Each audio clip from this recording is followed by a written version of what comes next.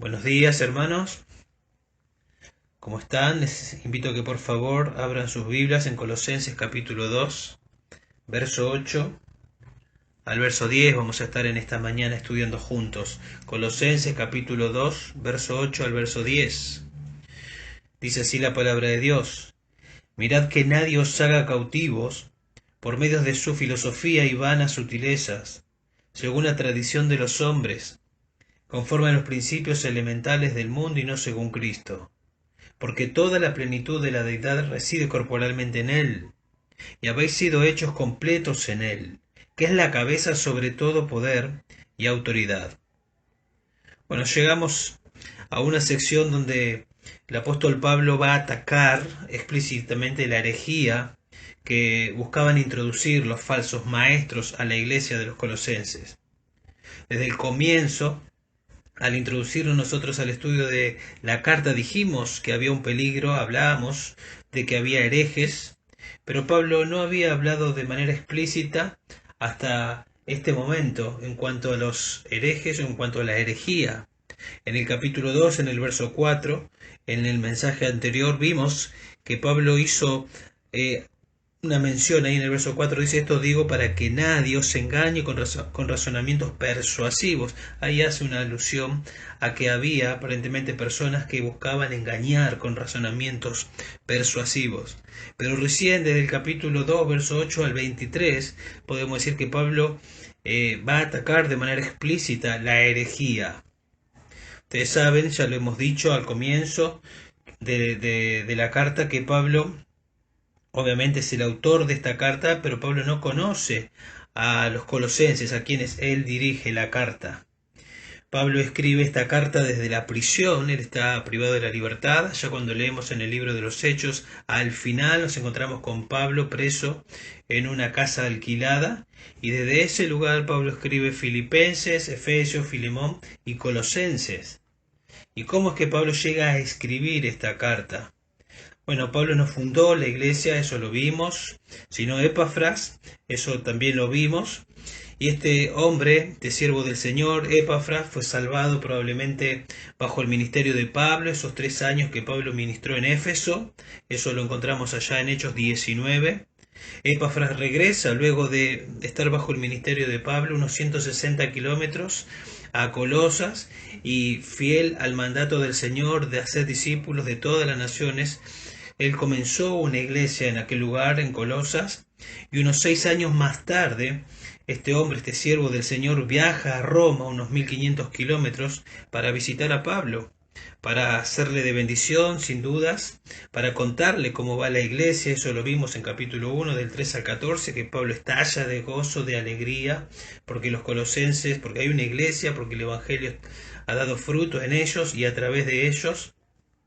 Pero también este hombre fue con un sentido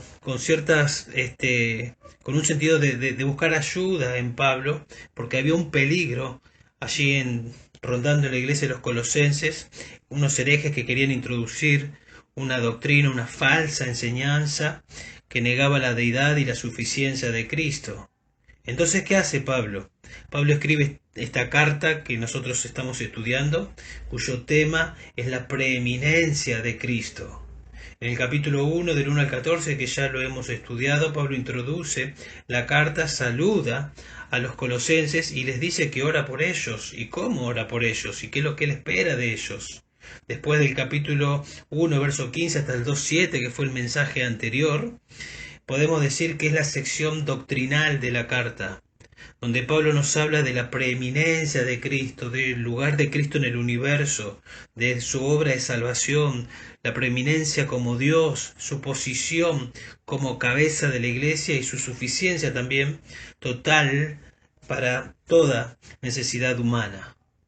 En el capítulo 2, del verso 1 al 7, que hemos visto hace unos domingos, Pablo les dice a los hermanos acerca de su gran lucha y el deseo que él tiene para con ellos, de que ellos permanezcan fieles, que permanezcan firmes, que permanezcan fortalecidos en sus mentes con la palabra de Dios, unidos en amor, abrazando la doctrina de la deidad de Cristo y de la suficiencia de Cristo, que era justamente la doctrina que los herejes buscaban atacar.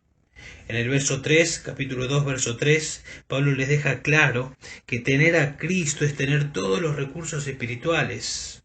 Todo lo que necesitamos se encuentra en Él, se encuentra en Cristo. Pablo dice, en Él están escondidos todos los tesoros de la sabiduría y del conocimiento. De manera que no hay que añadir nada a Cristo, simplemente debemos aprender a usar los recursos que ya son nuestros en Él. En Él están todos los recursos y nosotros estamos en Él, simplemente tenemos que aprender a usar los recursos que ya tenemos. Y entonces, antes de pasar a la parte práctica, esa parte práctica comienza en el capítulo 3, Pablo va a atacar y denunciar la herejía, pero sin detallar ni ahondar demasiado en sus creencias. O sea, Pablo no se va a meter tanto en los detalles de la herejía, aunque vamos a ir viendo aspectos de su falsa enseñanza, porque acá en el verso 8 va a hablar de la filosofía, luego más adelante, el próximo domingo, vamos a ver aspectos de su herejía y de su sincretismo, porque era una mezcla de filosofía, legalismo, misticismo, ascetismo, pero en esencia, la enseñanza de estos herejes era una perspectiva errónea de la persona y de la obra de Cristo, es decir, negaban la deidad de Cristo y la toda suficiencia de Cristo. Entonces, ¿qué hace Pablo? Escribe esta carta, pero escribe esta carta para exaltar la persona y la obra de Cristo, para exaltar la deidad y la toda suficiencia de Cristo. Entonces, en esto vemos una enseñanza para nosotros. Pablo, en lugar de meterse en los detalles de la herejía, Pablo se dedica a exaltar y a enseñar la sana doctrina, a enseñar la deidad de Cristo, a enseñar toda suficiencia de Cristo, porque esa es la mejor arma, ese es el antídoto contra la falsa doctrina.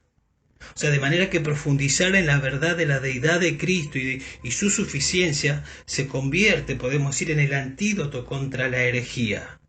Cuando uno conoce la verdad, detecta la falsedad, es decir, conocer la verdad, conocer la doctrina de Cristo, su obra, su persona, su suficiencia, nos va a ayudar a detectar la falsedad.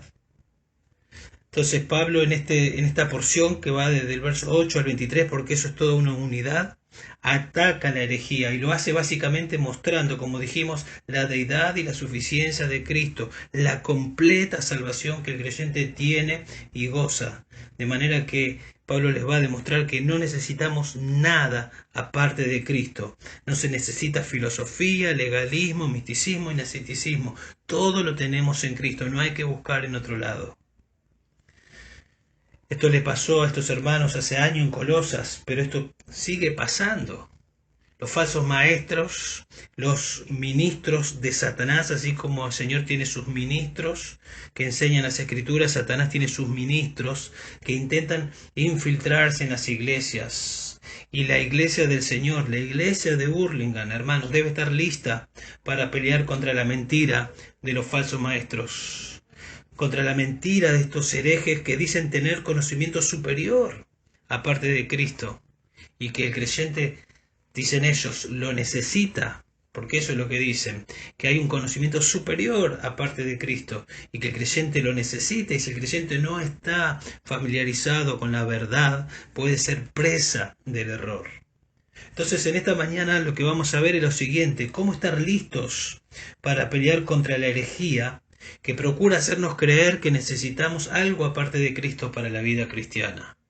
Cómo estar listos para pelear contra la herejía que procura hacernos creer que necesitamos algo aparte de Cristo para la vida cristiana. Y vamos a ver, podemos decir, una advertencia, y vamos a ver el antídoto. Pero contestando a la pregunta cómo estar listos para pelear contra la herejía que procura hacernos creer que necesitamos algo aparte de Cristo para la vida cristiana, en primer lugar vamos a ver que tenemos que estar listos evitando ser cautivos de la sabiduría humana o evitando ser cautivados, podemos decir, por la sabiduría humana. Eso en el verso 8. Y en segundo lugar, entendiendo que estamos completos en Cristo, no solo evitando ser cautivados por la sabiduría humana, sino entendiendo que estamos completos en Cristo, es decir, no necesitamos nada aparte de Cristo.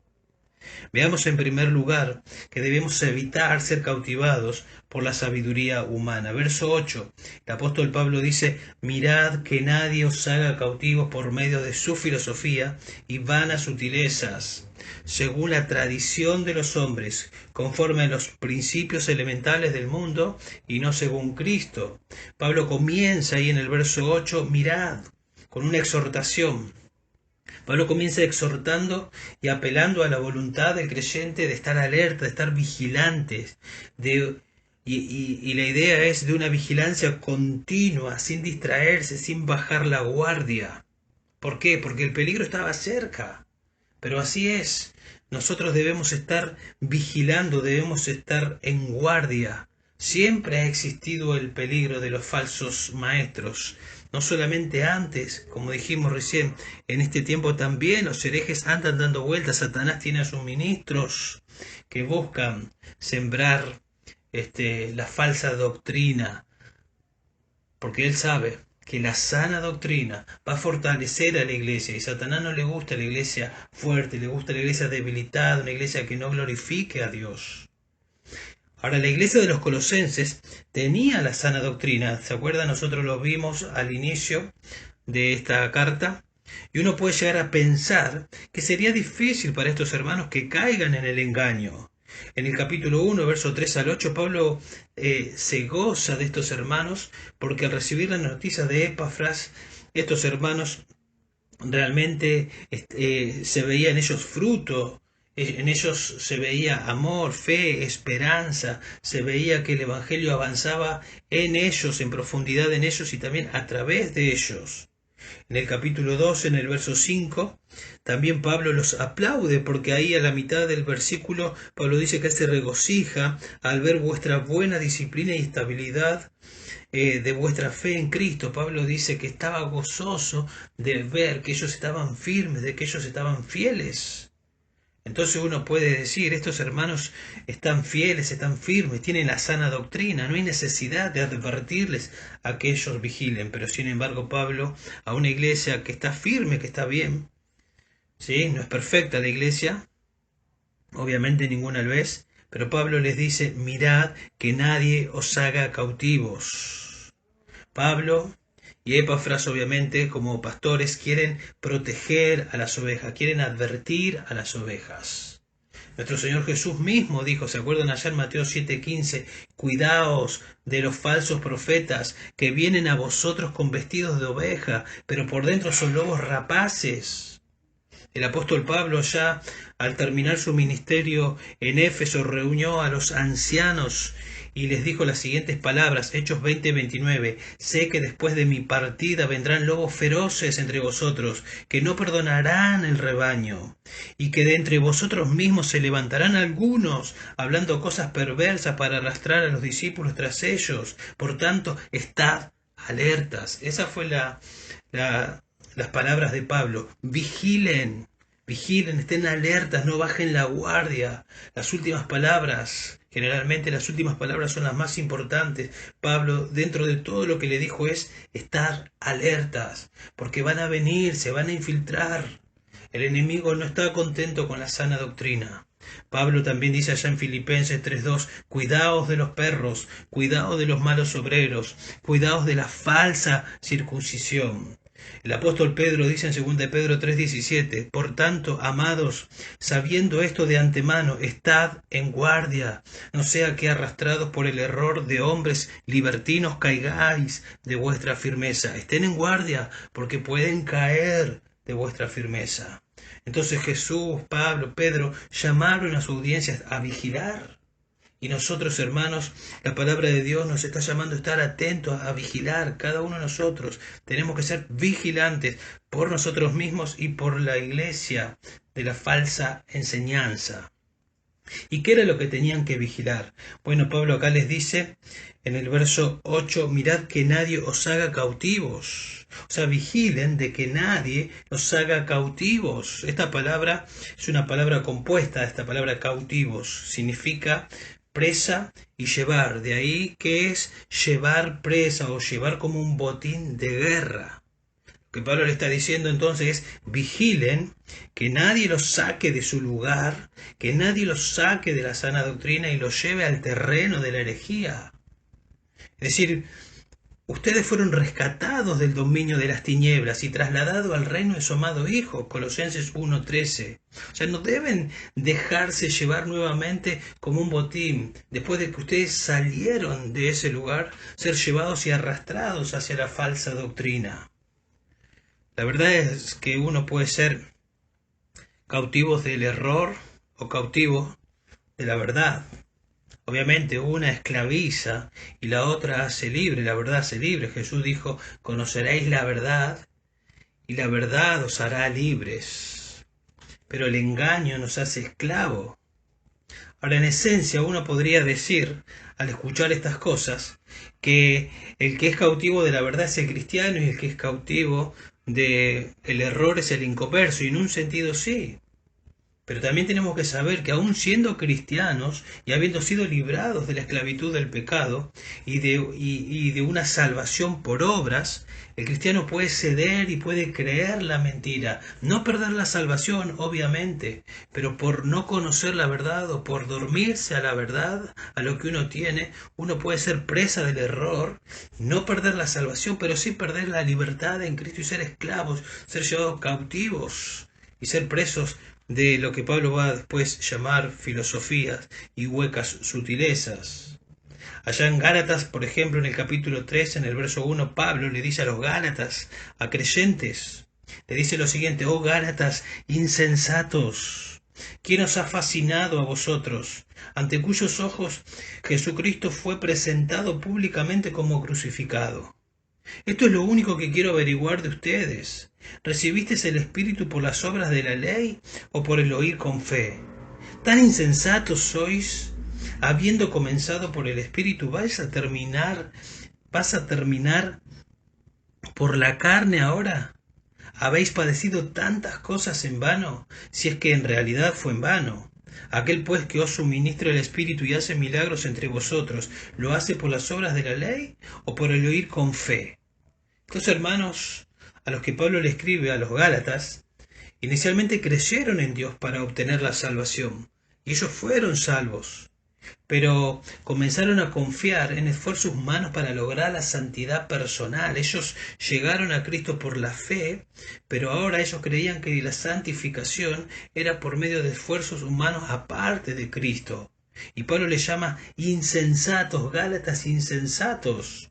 No es que le estaba diciendo que no tenían sabiduría, porque insensato significa eso, necios, faltos de sabiduría. Si eran creyentes, posicionalmente eran sabios y tenían la capacidad de usar la sabiduría, pero le dice insensato porque no están usando la sabiduría que ellos tenían, no estaban aplicando la verdad a sus vidas, estaban siendo descuidados.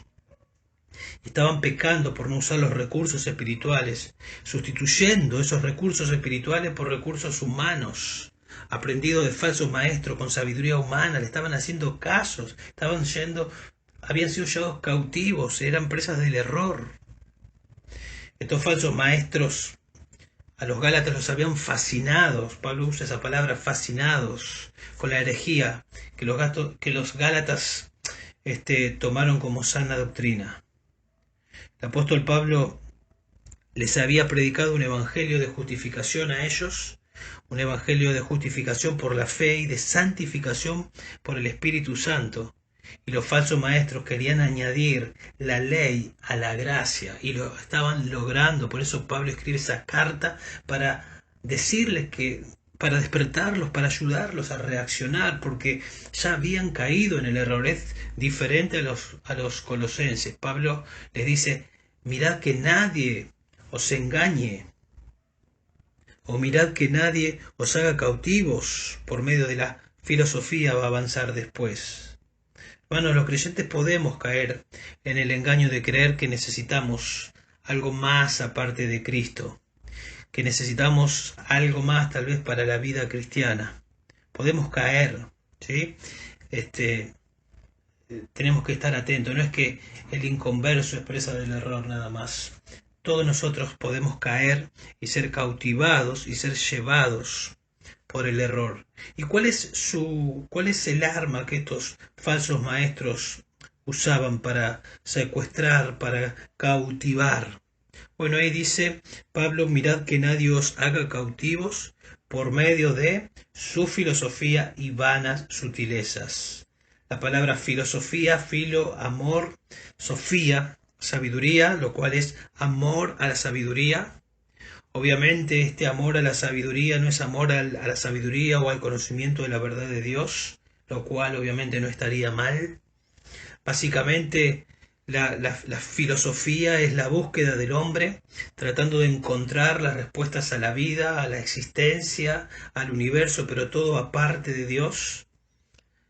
Eso es en definitiva la filosofía, y de hecho la mayoría de los filósofos niegan a Dios. Es buscar sabiduría, el buscar la verdad definitiva aparte de Dios. Es decir, una mente, como la Biblia la describe, entenebrecida, una mente ciega, busca determinar la verdad sin la ayuda de Dios. Es inconcebible eso. La realidad es que no podemos encontrar la verdad definitiva para la vida, para la vida y el mundo. No se puede encontrar aparte de Dios. Es más, la Biblia dice que la Biblia puede hacer sabio al sencillo, a una persona que no tiene noción, que no sabe. La Biblia tiene la capacidad de hacerle sabio. Pero si dejamos la Biblia a Cristo de lado, es imposible tener la sabiduría para entender, porque necesitamos a Dios para entender. Una persona, de hecho, llega a ser sabia cuando está en Cristo. Un historiador en tiempos de Pablo dijo que todo lo que tuviera que ver con teorías acerca de Dios y el mundo y sobre el significado de la vida se lo denominaba en aquel tiempo filosofía. Y esto no solo en las escuelas paganas, dice, sino también en las escuelas judías de las ciudades griegas. Y otro historiador llamado Josefo, un judío del primer siglo, dice o dijo que entre los judíos existían tres formas de filosofía y nombra a los fariseos, a los saduceos y a los esenios. O sea, todo lo que tenía que ver con lo moral y con Dios se lo categorizaba como filosofía. Entonces, Pablo usa la palabra filosofía o el término filosofía, pero sin duda Pablo tiene en mente no la filosofía de manera general, sino la enseñanza específica de este grupo sincretista, de estos herejes que querían introducirse su enseñanza errónea en la iglesia de los colosenses. De hecho, en el original, el versículo 8 dice por medio de la filosofía, y con un artículo definido que dice la filosofía, indicando que Pablo se está refiriendo a una filosofía específica y obviamente la de estos herejes. Por medio de sus filosofías y vanas sutilezas. ¿Qué es esto de vanas sutilezas? Bueno, también nos damos cuenta por la manera en la que está escrito. Vanas sutilezas no tiene una preposición adelante ni un artículo adelante, es decir, no dice por medio de filosofías y por medio de vanas sutilezas, tampoco no dice por medio de la filosofía y de las sutilezas, sino que dice por medio de la filosofía simplemente y vanas sutilezas. Parece entonces que lo que Pablo está diciendo, que la vanas sutilezas están describiendo, están calificando la filosofía. Es decir, las filosofías son vanas sutilezas, eso es lo que Pablo está diciendo. La palabra vana es hueca, es vacía. La palabra sutileza significa o tiene la idea de causar que alguien crea en una falsedad, tiene que ver con engaño, con seducción. De manera que la filosofía de los falsos maestros en Colosas usaban razonamientos persuasivos, como dice en el verso 4, lo cual era un lenguaje para agradar, para persuadir, pero era engañoso, era una mentira. Ellos tenían una prédica, podemos decir, convincente, argumentos atractivos, pero en realidad eran engañosos. Bueno, similar a muchos evangélicos entre comillas, muy ingeniosos hoy en día, muy bien hablados, que parece tener mucha sabiduría, aún citan la Biblia y aún citan a Cristo, endulzan los oídos, su mensaje es motivacional y cuando le prestamos atención, el centro obviamente de ese mensaje, aunque nombran a Cristo, no es Cristo, sino el hombre. Y los oidores de esos mensajes muchas veces, y lastimosamente cristianos genuinos, son engañados, creyendo lamentablemente en un mensaje erróneo, en un mensaje antibíblico. Ahora, Pablo avanza y dice, mirad que nadie os haga cautivos por medio de su filosofía y vanas sutileza, o de filosofía que son vanas sutileza, podemos decir. Y luego dice, según la tradición de los hombres, conforme a los principios elementales del mundo y no según Cristo. O sea, Pablo está diciendo que vigilen para que nadie los lleve cautivos por medio de filosofías que son vanas sutilezas, que se originan, estas vanas sutilezas se originan ¿dónde? En la tradición de los hombres y en los principios elementales del mundo.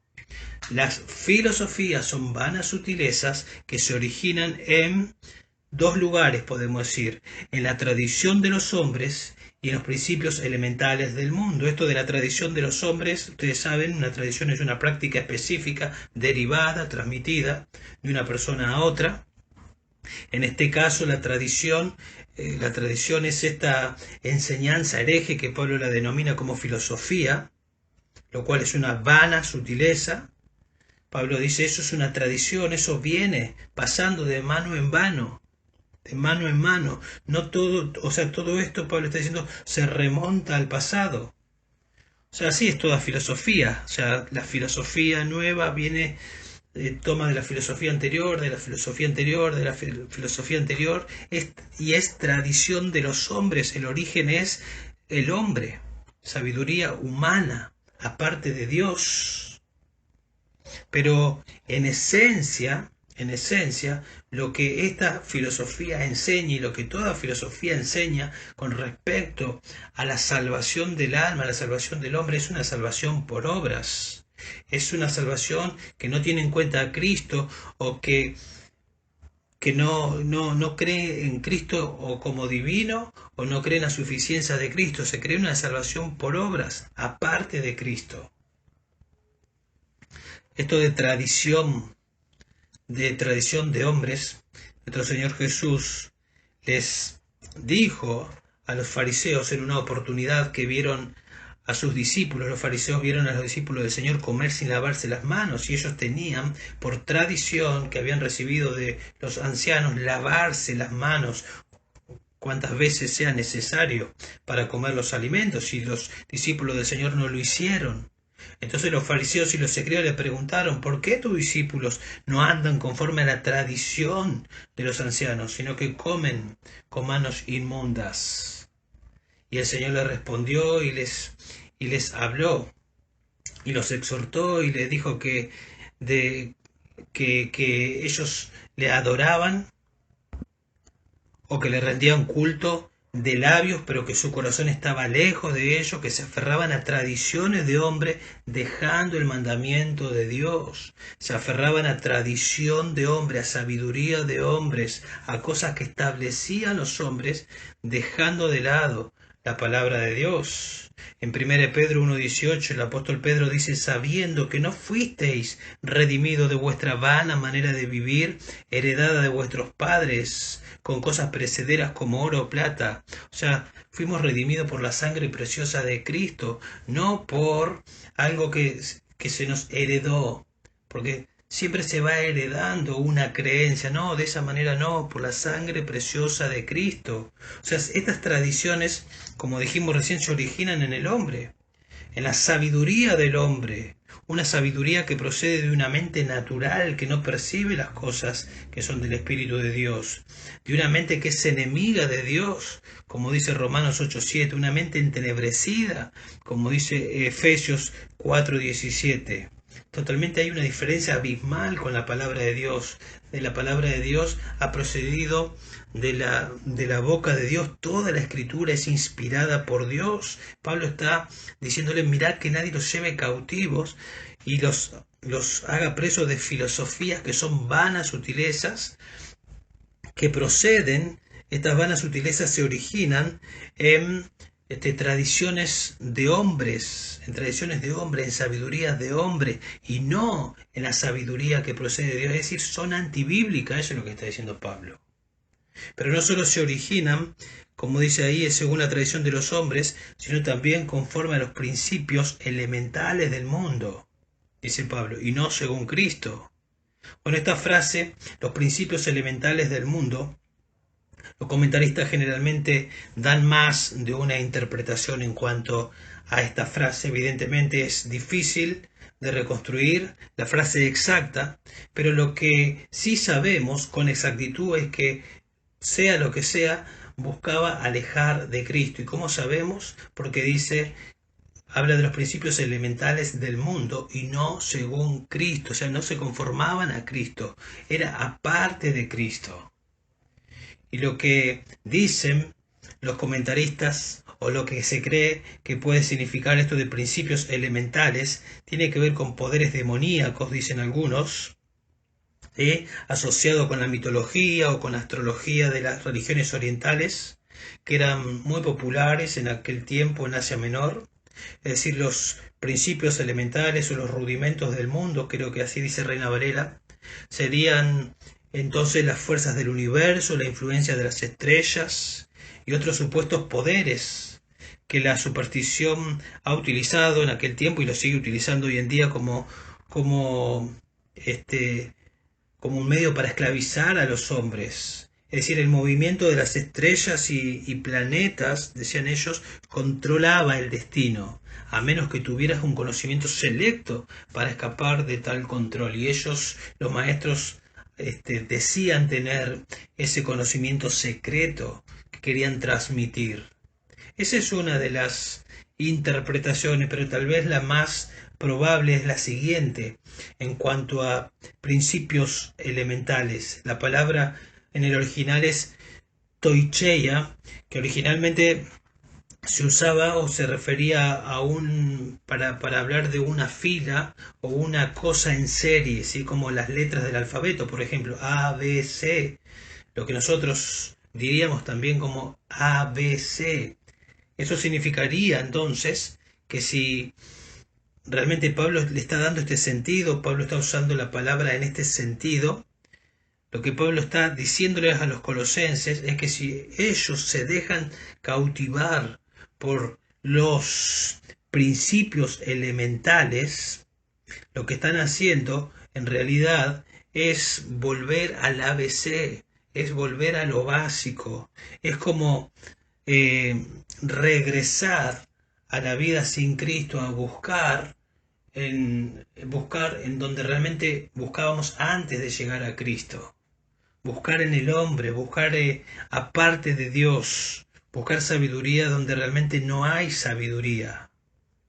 Por ejemplo, Pablo en Gálatas 4:3 dice así a los Gálatas: así también nosotros, mientras éramos niños, estábamos sujetos a servidumbre bajo las cosas elementales del mundo. Pablo dice, antes, básicamente lo que Pablo está diciendo en Colosenses 4:3, antes de ser creyentes, estábamos sujetos a servidumbre bajo las cosas elementales del mundo, éramos esclavos de las cosas elementales, de los principios elementales del ABC, hasta que obviamente llegamos a Cristo.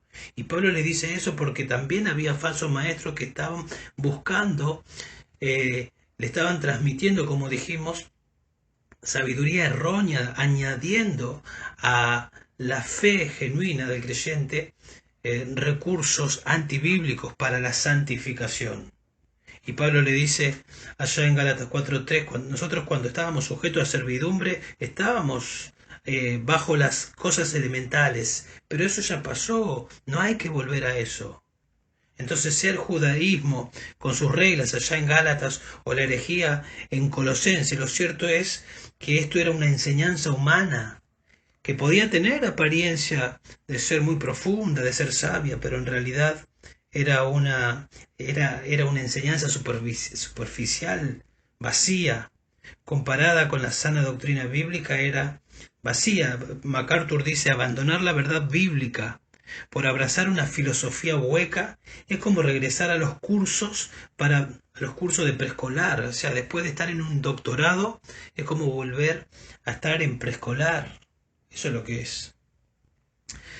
Por naturaleza, el ser humano es limitado. O sea, jamás puede comprender la realidad más allá de lo que llega a comprenderla un niño de preescolar.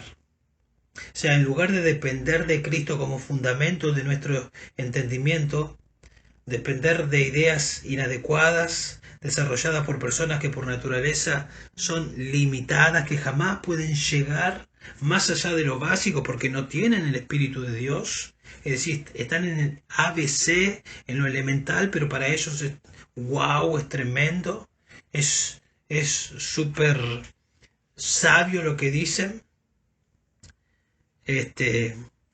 Si nosotros como cristianos acudimos y nos dejamos cautivar, la verdad es que somos necios si permitimos que eso ocurra, si permitimos que nos impresione la sabiduría de este mundo, sin recordar que por muy lejos que llegue el ser humano con su intelecto, lo mejor que puede ofrecer no es nada comparado con la sabiduría de Dios revelada en Cristo y registrada en su palabra.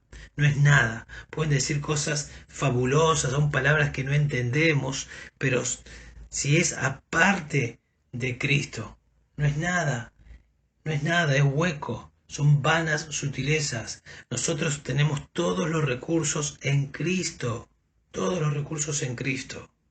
Recuerdo en una oportunidad, hace varios años, una persona que había orado mucho por mi salvación, había orado fervientemente por mi salvación, una persona de muchos años de creyente, con muchos años de iglesia, también aún sigue, que cada año leía su Biblia una y otra vez. Estaba pasando por una situación adversa, por un momento de mucha angustia y una situación familiar, es decir, una decisión de su hija que no le gustaba. Lo que estaba haciendo lo estaba llevando a ponerse mal y cada vez peor y a deprimirse, e ir en forma descendente cada vez más y más y más. Y recuerdo que junto con otros hermanos fuimos a visitar a esta persona y recuerdo patente que en un momento quiero abrir la Biblia para compartirle las escrituras y me frenó y me hizo cerrar la Biblia y me dijo que no se trata todo de Biblia. Y me comenzó a decir que los psicólogos dicen que para tal situación, y comenzó a decirme y a enseñarme lo que los psicólogos dicen. Esta persona, esta creyente, que había sido salva por Cristo, creía que Cristo no era suficiente para esa situación. Creía que Cristo y que la palabra de Cristo no podía vivificarla, no podía santificarla, no podía reavivarla, no podía reorientarla. La psicología sí lo podía hacer según esta persona. Terrible. Eso es dejar a Cristo, eso es no entender que en Cristo tenemos todos los recursos y buscarlo afuera, en el ABC, en personas que no tienen a Cristo, que tienen la mente entenebrecida, que son ciegas espiritualmente. Buscar sabiduría en esas personas y dejar el tesoro precioso, inagotable que tenemos en Cristo. Tremendo, terrible, pero puede pasar, hermanos, puede pasar. Entonces, ¿cómo estar listos para pelear contra la herejía que procura hacernos creer que necesitamos algo aparte de Cristo para la vida cristiana? En primer lugar, evitando ser cautivados por la sabiduría humana. Evitar ser cautivados por la filosofía humana, por la sabiduría humana. Pero no solo eso, en segundo lugar, entendiendo que estamos completos en Cristo. Y eso es lo que Pablo le va a decir, verso 9 y verso 10. Porque toda la plenitud de la deidad reside corporalmente en Él. Y habéis sido hechos completos en Él, que es la cabeza sobre todo poder y autoridad. O sea, vigilar, verso 8, pero no solo vigilar, Vigilar para no ser cautivos por la sabiduría mundana, porque hay una razón, hay una realidad profunda que debemos entender y que debemos abrazar. ¿Cuál es? Verso 9 y verso 10. O sea, vigilen, y esta es la razón por la que tienen que vigilar, porque toda la plenitud de la deidad reside corporalmente en Él. Y ustedes, colosenses, y ustedes, creyentes, habéis sido hechos completos en Él. Eso es lo que Pablo está diciendo. Ustedes pueden y ustedes deben rechazar todas las teorías humanas, porque en Cristo habita corporalmente la deidad, y ustedes fueron hechos completos en Cristo. Eso es lo que Pablo está diciendo. O sea, para decir que tenemos todos los recursos necesarios para vivir la vida cristiana, eso es lo que dice en el verso 10, Pablo necesita establecer el fundamento, y eso está en el verso 9. Es decir, no estaríamos completos si en Cristo no reside toda la plenitud de la deidad. Imposible. Por eso Pablo dice en el verso 9, porque toda la plenitud de la deidad reside corporalmente en Él. Toda la plenitud, la totalidad, la cantidad total de algo, eso es plenitud. Y cuando habla de deidad, habla de la esencia de Dios. Es interesante esta palabra plenitud, en el original es la palabra pleroma, que era una palabra que usaban los herejes. Y los herejes creían que la pleroma divina, es decir, que la plenitud divina estaba dividida en sus manifestaciones a través de emanaciones.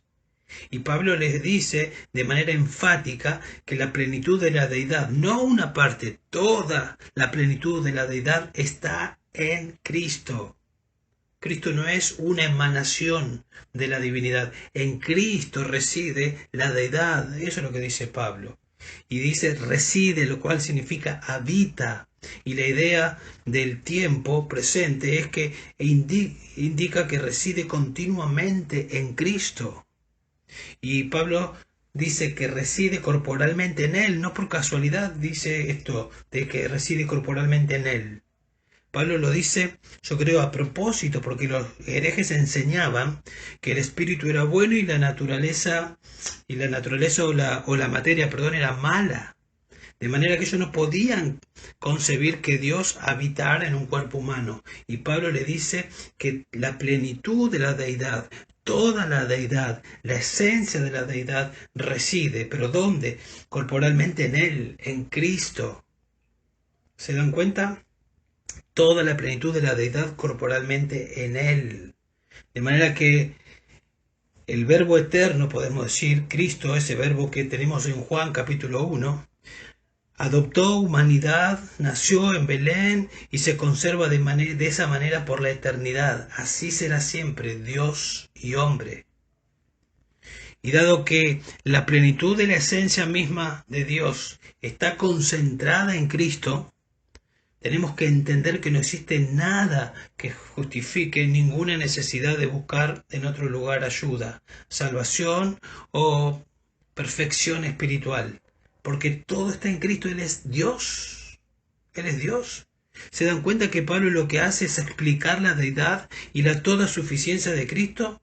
Y cómo ésta afecta al creyente. Y eso es suficiente para desarticular la herejía. Eso es lo que hace Pablo. Les enseña lo que tienen en Cristo. ¿Quién es Cristo? Su persona, su obra, y cómo eso afecta al creyente. Y enseñándole esa verdad es suficiente para desbaratar la herejía, para protegerlos, para ayudarlos a los colosenses y a nosotros para no dejarnos atrapar en la herejía. Hermanos, necesitamos conocer la verdad y ella nos va a hacer libres del engaño, sin dudas. Y el verso 10 Pablo dice, y habéis sido hechos completos en Él, que es la cabeza de todo poder y autoridad. Y habéis sido hechos completos en Él, que es la cabeza de todo poder y autoridad. Otra vez, la palabra ahí, al inicio, y habéis sido hechos completos, es la palabra pleroma. O sea, es la misma palabra que Pablo usa en el verso 9, cuando nosotros tenemos en nuestra versión plenitud, en el original es pleroma. Por lo tanto, lo que Pablo está diciendo acá es toda la pleroma de la deidad reside corporalmente en Él y habéis sido hechos pleroma en Él. Eso es lo que está diciendo Pablo. Y en Él Sí, esta es la idea. Y en Él vosotros habéis alcanzado plenitud. O sea, en Cristo habita corporalmente toda la plenitud de la deidad. Y nosotros, los creyentes, alcanzamos plenitud, ¿sí? Plenitud por estar en Cristo. Eso es lo que está diciendo Pablo. O sea, ustedes en Cristo poseen la fuente de la cual fluyen las corrientes de bendición que puede satisfacer cualquier necesidad que ustedes tengan, sea en esta vida o en la venidera. Ustedes han alcanzado la salvación, la santificación y la glorificación. Todo lo que necesitan lo tienen porque están en Cristo. Y el tiempo en el que Pablo dice habéis sido hechos perfectos, indica que, que eso que ocurrió es algo completo y que es permanente. Y como nosotros no podemos ser desprendidos de Cristo, no podemos ser desprendidos de esta gloriosa bendición de que estamos completos en Él. O sea, desde el mismo instante en que usted y yo llegamos a ser salvos, hemos sido hechos completos en Cristo. ¿Por qué? Porque justamente estamos en Cristo, quien es, en quien habita, perdón, la plenitud de Cristo, y al estar en Él nosotros recibimos su plenitud. O sea, desde el mismo instante en que fuimos salvos. Ahora, si fuimos hechos completos, quiere decir que no lo éramos. Y la realidad es que desde Génesis 3 en adelante el hombre está incompleto por causa de su pecado, que lo separa de Dios, obviamente. Y para volver a estar completo necesita estar en Cristo, y Cristo para eso vino, para que podamos estar completo en Él. El hombre quedó incompleto de manera moral, mental y espiritualmente a raíz de la caída, pero en el segundo Adán, en Cristo, somos regenerados y volvemos y podemos volver a gozar de la plenitud que un día hemos perdido. Ahora, ¿qué significa esto de estar completo en Cristo? ¿Qué es lo que significa? Básicamente que tenemos todos los recursos necesarios en Cristo para vivir la vida cristiana. ¿Escuchó bien? Todos los recursos necesarios para vivir la vida cristiana. No tenemos que buscar afuera de Cristo. En versos 11 al 15, Pablo va a decir qué significa esto de estar completo, o por lo menos parte de lo que significa estar completo en Cristo. Eso lo vamos a ver la semana que viene. Pero observe todas las palabras de acción en el contexto de Colosenses capítulo 2 que hemos visto hasta el momento, del verso 1 que vimos en el mensaje anterior y las que vimos hoy, que ha utilizado Pablo. Habla de que los creyentes son animados, unidos, llenos del conocimiento, firmes en la fe, arraigados, edificados, establecidos, agradecidos, llenos de gracia en Cristo. O sea, todo eso Pablo les dice que los anima a que hagan, los exhorta a que lo hagan. ¿Por qué? Pueden hacerlo, porque están completos en Cristo. Ellos pueden permanecer firmes, ellos pueden ser edificados, ellos pueden ser agradecidos, ellos pueden vivir la unidad en amor, ellos pueden llenar la mente de la palabra de Dios y vivir y estar fuertes en Cristo. ¿Por qué? Porque están completos en Cristo. O sea, todos los cristianos tenemos suficiencia completa en Cristo y en sus provisiones para nuestras necesidades. O sea, no existe un cristiano, no puede existir un cristiano que sea incompleto o que esté deficiente. Cada cristiano recibe todo lo que necesita al momento de la salvación. Alguien se convierte hoy en cristiano y tiene todo lo que necesita para la vida y la piedad. Todos debemos crecer, todos debemos madurar, eso seguro, pero no nos falta ningún recurso necesario, ni hay necesidad de buscar algo más. Cuando Jesús completó su obra ya en el Calvario, Él exclamó: consumado es. Su obra de redención estaba completada y todos los receptores de esa salvación, es decir, los creyentes, se nos ha dado todo lo que pertenece a la vida y a la piedad, como dice 2 Pedro 1.3. Todo lo que necesitamos para una vida piadosa se nos ha concedido. En Él, en Cristo, tenemos sabiduría, justificación y santificación. 1 Corintios 1.30. Su gracia es suficiente para cada situación. Bástate mi gracia. Fuimos bendecidos con toda bendición espiritual en Él. Efesios 1.3. Con una ofrenda Él nos ha perfeccionado para siempre. Hebreos 10.4. Necesitamos consuelo. Dios nos consuela en Cristo, 2 Corintios 1:3. Necesitamos sabiduría. En Cristo están todos los tesoros de la sabiduría. Necesitamos guía para esta vida. Tenemos la palabra profética más segura, en la que hacemos bien en estar atentos. Tenemos el Espíritu, el autor de las Escrituras, que nos ilumina para entender las Escrituras. Tenemos la palabra de Dios, que es perfecta, que es completa, que no le falta nada, que tiene todo sobre los asuntos de la vida para que podamos vivir.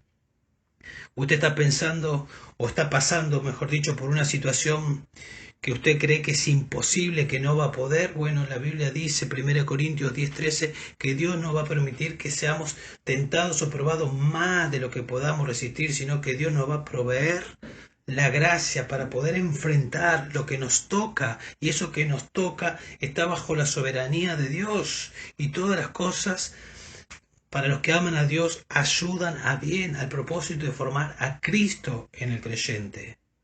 Usted necesita denuedo, Dios da denuedo para que usted pueda predicar el Evangelio. Usted tiene que servir y Dios le ha dado dones para que usted pueda servir.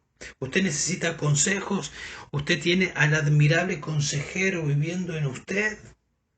Necesitamos respuestas, o hay temas o situaciones que creemos que Cristo y su palabra no alcanzan. Nuestro Salvador todo suficiente no nos ha dejado sin recursos espirituales abundantes. Su sabiduría perfecta está a nuestro alcance por medio de su palabra, hermanos. El consuelo, la seguridad, el entendimiento, el poder para vivir para su gloria lo tenemos. Solo debemos aprender a usarlo. Necesitamos conocer la verdad y obedecerla. No necesitamos revelación nueva de supuestos sabios, apóstoles, profetas que andan por ahí con nueva revelación. No. Tenemos todo lo que necesitamos en Cristo. Su palabra está completa. Solo necesitamos ir y tomar de lo que tenemos y aplicarlo a nuestras vidas. Necesitamos conocer la verdad revelada en las Escrituras y obedecerla. Tenemos recursos inagotables en Cristo para vivir la vida cristiana. Ahí están. Es nuestra responsabilidad echar mano de ella. El versículo 10 termina diciendo: habéis sido hechos completos en Cristo, que es la cabeza sobre todo poder y autoridad.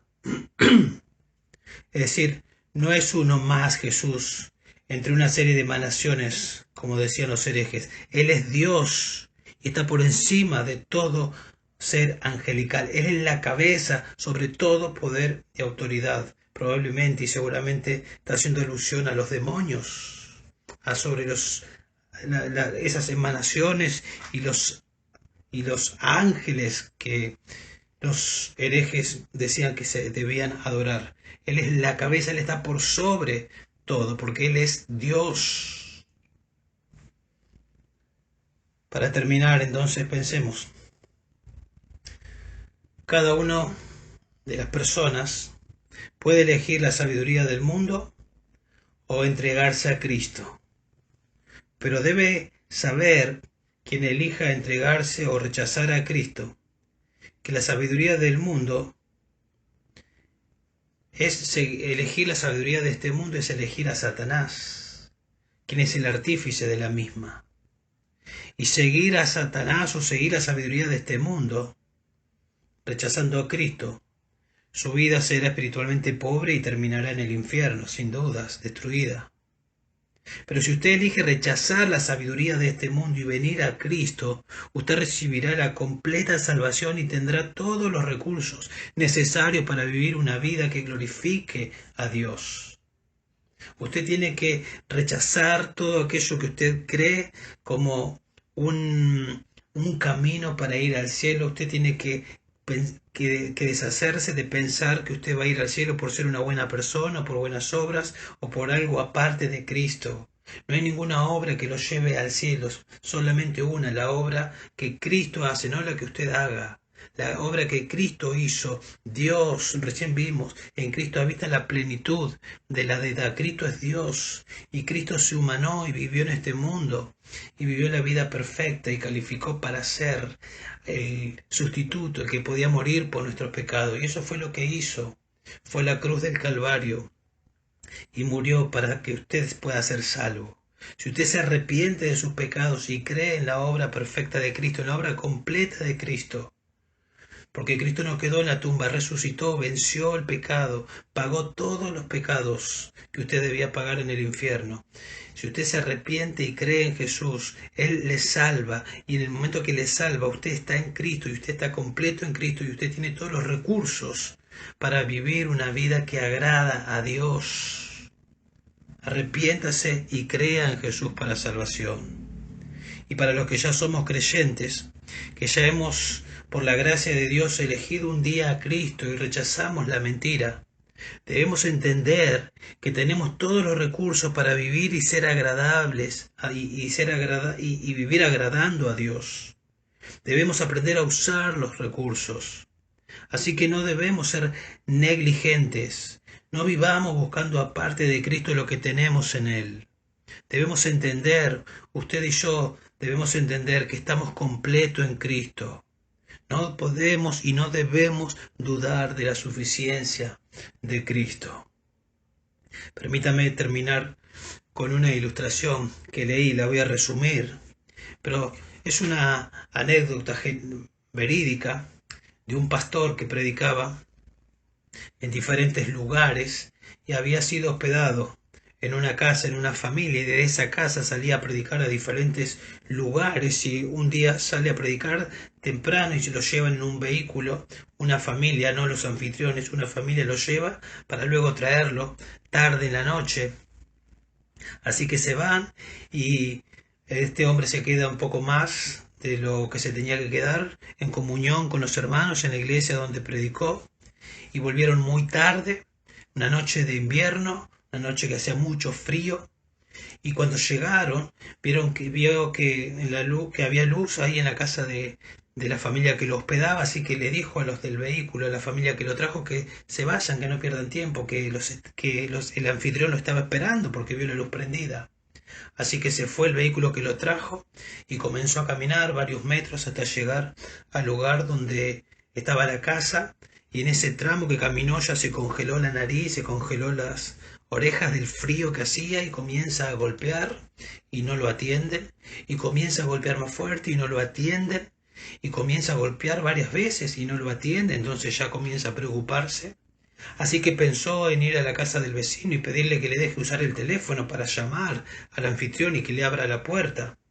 Entonces cuando va se da cuenta que es tarde y que no es conveniente llamar al vecino, entonces comienza a caminar para encontrar un teléfono para poder llamar al anfitrión y que le abra la puerta.